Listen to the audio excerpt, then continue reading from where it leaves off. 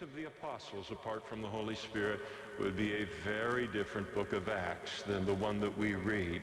The Holy Spirit is the one who makes the difference in all of this. What it provides us with, we're told early here, it provides us with a needed insight into the person and the ministry of the Holy Spirit, probably the most overlooked member of the Godhead.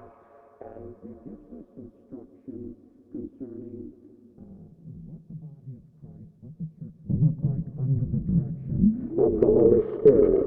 So we've been through the Gospels, and Jesus has taught us as his children a lot of things in the Gospels. And then, but now how does that translate into this season known as the church age, following his ascension into heaven? How do these things translate into the dynamic that is the body of Christ?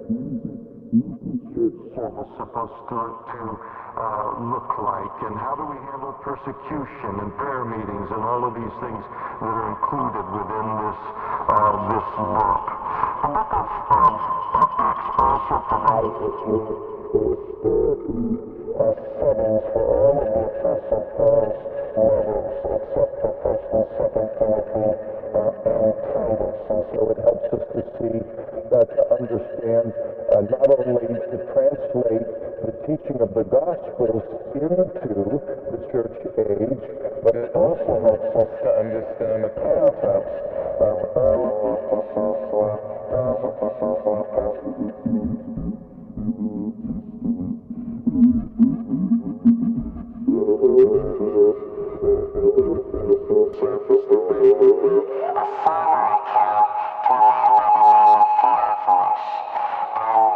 and the former account that he wrote, we know from the similarity of the introduction, know it to be the gospel according to Luke. And so, as internal evidence that we can get into and all, but sufficient to say that it's there.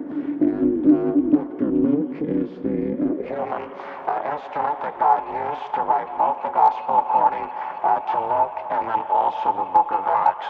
He's the only Gentile author in the New Testament, and I think it's something like 28% between the two books of the New Testament is written by him, and so he is known. The Apostle Paul very, very well referred to him as the beloved physician. And Theophilus, it isn't unlikely that Theophilus, who he writes this letter to, that Theophilus was owned him at one time. Now, slavery in the ancient world and slavery in the modern world were almost always two entirely different things. Oftentimes a person would be, as would be the case of a physician, is that you would see aptitude within a person versus for the area of medicine, and then a family would then pay for that person's education, and though a slave, they would become the family physician. It isn't at all unlikely that